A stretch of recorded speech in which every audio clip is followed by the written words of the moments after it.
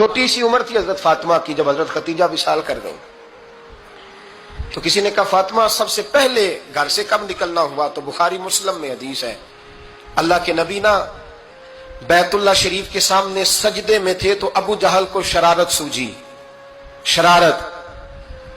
اس نے کچھ لوگوں سے کہا، عقبہ بن ابی معیط تھا، کچھ اور لوگ تھے، کہنے لگا میں ابھی رستے سے گزرا ہوں تو وہاں کسی نے اونٹ ذبح کیا ہے، تو اونٹ کی اوجڑی، آپ نے اوجڑی دیکھی ہے نا، جانور کی اوجڑی بڑی وزنی ہوتی ہے، اس میں گندگی ہوتی، اونٹ کی اوجڑی بڑی وزنی ہوتی تھی، کہنے لگا وہاں اونٹ کی اوجڑی پڑی ہے، وہ دیکھو نبی پاک معاذ اللہ سجدے میں ہے، تو معاذ اللہ ثم معاذ اللہ وہ اونٹ کی اوجڑی اٹھاؤ حضور کی گردن پہ رکھ دو۔ تھوڑا سا مشکل سے جمعہ پڑھنا پڑ جائے نا، اور تھوڑا سا مشکل سے پڑھانا پڑ جائے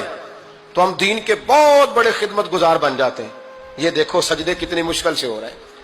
یہ دیکھو سجدے کتنی مشکل سے ہو رہے ہیں، کتنی مشکل سے حضور کے سر انور پر اوجڑی رکھ دی۔ یہ وہ وقت ہے کہ نہ تو چچا ابو طالب ہیں جو پہنچ جاتے، نہ جناب ختیجہ ہیں جو بندوبست کرتی،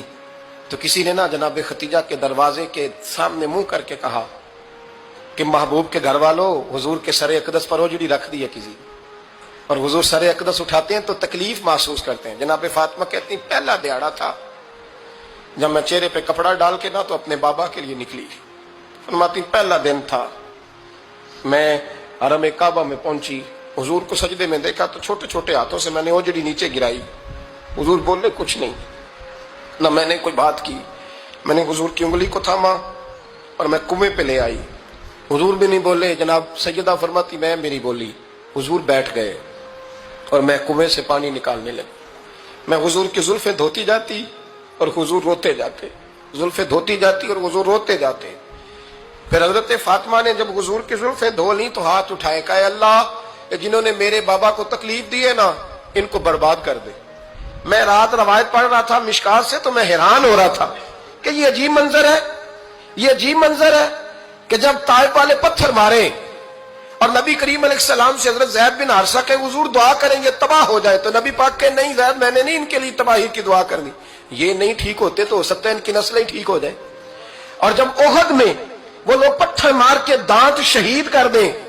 حضرت ابوبکر صدیق جیسی ٹھنڈی طبیعت کا آدمی عرض کرے حضور دعا کریں گے تباہ ہو جائے، تو حضور نے فرمایا اللہم اہد قومی فانہم لا یعلمون، یا اللہ میری قوم کو ہدایت دے، یہ جانتے نہیں یہ کیا کر رہے ہیں۔ حضور نے کبھی بھی کسی کے لیے دعائے ضرر نہ فرمائی، لیکن آج یہ عجیب منظر ہے، شاید یہ